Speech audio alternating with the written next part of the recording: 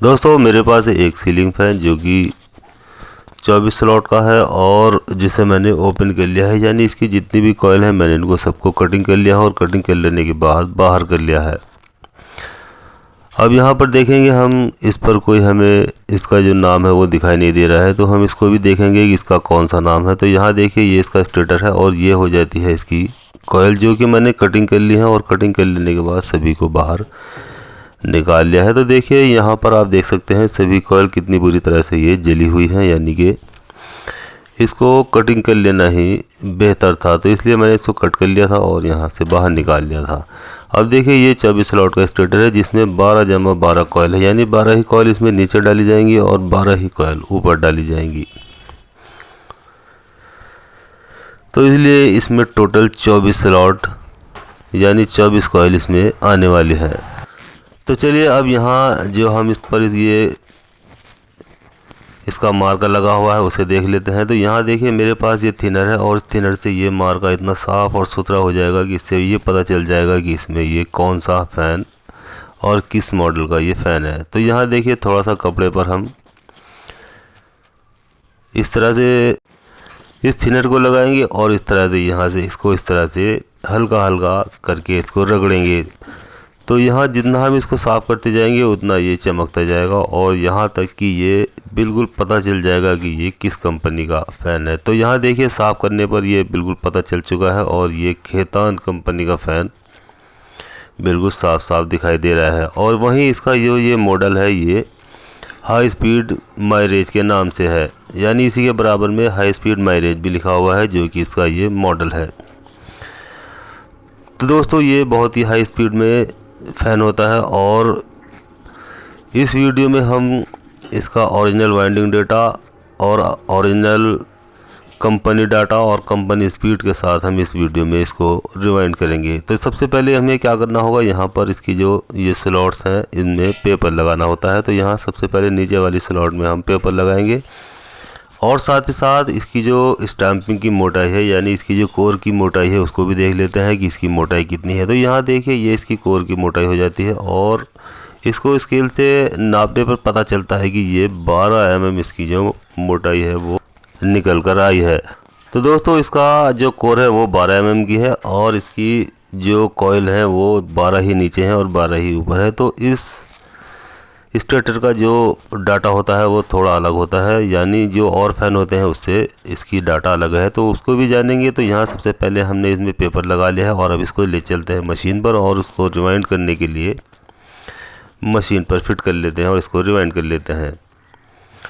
तो देखिए यहाँ पर मैंने मशीन पर फिट करने के बाद यहाँ इसकी एक कॉइल कंप्लीट कर ली है और इसको इसमें कितनी टन डाली है, तो देखिए यहाँ पर इसमें 400 टन डाली गई है जो कि 36 नंबर कॉपर वायर इसमें यूज़ किया गया है। तो देखिए यहाँ ऊपर वाली कॉइल भी मैं इसमें 400 टन डालकर कंप्लीट कर लेता हूँ और इसको उतार लेता हूँ।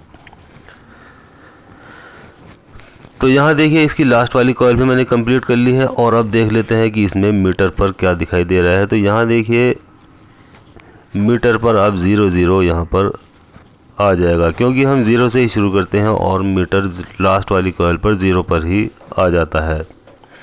अब यहाँ पर देखिए इसमें यहाँ से भी हम पेपर लगाएंगे इस जगह पर, यहाँ क्योंकि अंदर की ओर पेपर लगा चुके हैं, अब बाहर भी इसमें निकालने के बाद पेपर लगेंगे और साथ साथ ही इसके जो रनिंग वाली कॉइल है ऊपर वाली, यानी जो स्लॉट है उसमें भी पेपर लगाएंगे। तो देखिए यहाँ पर मैंने इसमें इस साइड भी पेपर लगा लिया है। ये देखिए पेपर लगाने के बाद ये कुछ इस तरह से दिखाई देता है, जो कि आर पार इसके अंदर पेपर लगाया जाता है और इससे कॉइल बिल्कुल लॉक हो जाती है। ये देखिए इस तरह से ये दोनों तरफ पेपर निकला हुआ बाहर दिखाई दे रहा है, जो कि बिल्कुल आर पार कॉइल के अंदर गया हुआ है। अब यहाँ पर ये पेपर डालने के बाद कॉइल बिल्कुल पेपर के बीच में आ जाती है और एक भी वायर स्लॉट से बाहर नहीं निकलता।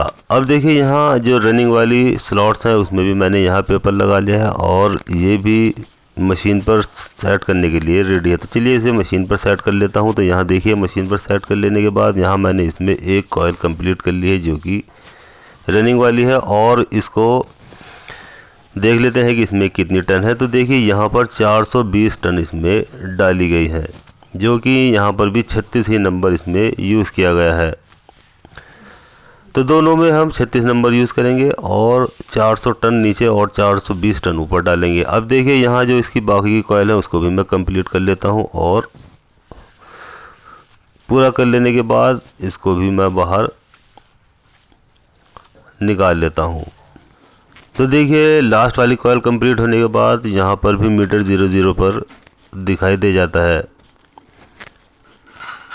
क्योंकि 0 से ही हम शुरू करते हैं और लास्ट में 0 पर ही मशीन का मीटर आ जाना चाहिए। अगर मीटर में रीडिंग दिखाई देती है तो मान लीजिए वहाँ पर किसी कॉइल में हमने गलती की है। तो चलिए अब मैं इसकी सभी कॉइल में पेपर लगा लेता हूँ। तो यहाँ देखिए इसकी सभी कॉइल में मैंने पेपर लगा लिया है और साथ ही साथ इसकी जो 4 लूप हैं उनको लीडे बना लिया है और शाफ्ट के अंदर से बाहर भी निकाल लिया है। और देखिए साथ ही साथ मैंने यहाँ पर इसकी सभी कॉइल्स में पेपर भी लगाकर कंप्लीट कर लिया है। तो देखिए पेपर लगाने के बाद ये कुछ इस तरह से आर पार दिखाई देता है, यानी आर पार कॉइल के अंदर लगाया जाता है इस पेपर को, और जिससे कि ये कॉइल को लॉक कर देता है और एक भी वायर बाहर नहीं निकलता है और मोटर को अर्थ होने से भी इसको ये बचाता है। यानी ये वाला पेपर लगाना इसमें बहुत ही ज़रूरी होता है। तो देखिए ये चारों लीडें हैं वो जिनको मैंने यहाँ कंप्लीट करने के बाद इस शाफ्ट के अंदर से बाहर निकाल लिया है। अब देखिए यहाँ जो 4 लूपें हैं, 2 येलो कलर की और 2 रेड कलर की। अब चलिए इसको बॉडी के अंदर भी फिट करेंगे। तो यहाँ देखिए ये वही वाला फ़ैन है जो कि हमने दिखाया था, ये नहीं कि दूसरा वाला फ़ैन दिखा दिया गया हो।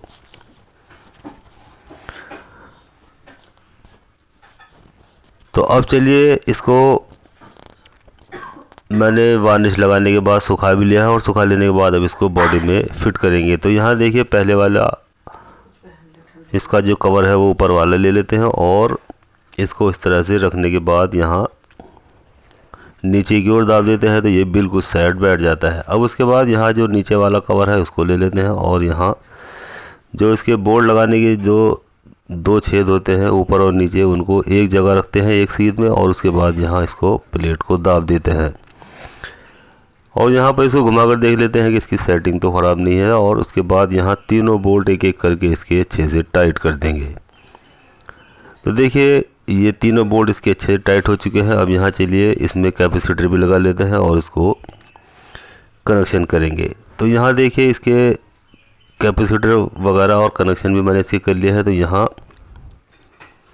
अब इसको चलाकर देख लेंगे इससे कनेक्शन कैसे करते हैं। ये मैंने बहुत सारी वीडियो में बनाकर दिखाया हुआ है, उसको आप देख सकते हैं और समझ सकते हैं।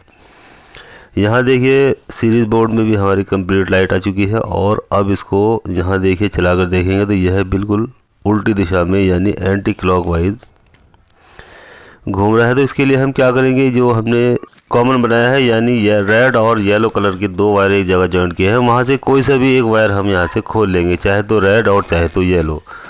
और जो 2 कलर के वायर कैपेसिटर पर लगे हुए हैं रेड और येलो, वहाँ पर जो वायर हमने यहाँ से कॉमन पर से खोला है रेड या येलो कलर का, उसको कैपेसिटर पर लगा देंगे और कैपेसिटर से हटाकर वो वाला वायर कॉमन पर लगा देंगे। तो यहाँ से जो राउंड है वो बिल्कुल क्लॉकवाइज हो जाएंगे। तो देखिए ये कनेक्शन मैंने कर लिया है। अब इसको चलाकर देखेंगे और यहाँ पर हाथ से इसको सप्लाई का एक वायर कॉमन पर और एक रेड कलर के वायर पर लगाएंगे। अब चलिए यहाँ पर इसका प्लग लगाएंगे और देखिए यहाँ कितनी फास्ट स्पीड के साथ ये फ़ैन घूमता हुआ दिखाई दे जाता है, यानी ये बहुत ही ज़्यादा स्पीड में घूमने वाला फ़ैन होता है। तो दोस्तों हमने इसको जिस तरह से कंपनी से जितनी स्पीड में आया था उतनी ही स्पीड में हमने इस फ़ैन को रिवाइंड कर लिया है और ये उतना ही लॉन्ग लाइफ हो गया है जितना कि कंपनी से ये आया था। तो दोस्तों इस वीडियो में हमने इस फ़ैन को कंपनी वाली स्पीड में और कंपनी वाली डाटा में रिवाइंड कैसे करते हैं ये जान लिया है। तो वीडियो अच्छी लगती है लाइक करें, शेयर करें और बेल आइकन भी दबाएं, जिससे कि मैं जैसे ही अपनी नई वीडियो अपलोड करूँ तुरंत आपको इसका मैसेज मिल जाए। और साथ साथ चैनल को सब्सक्राइब करना बिल्कुल भी ना भूलें। तो चलिए दोस्तों जल्दी ही मिलते हैं अगली वीडियो में, तो अपना ख्याल रखें।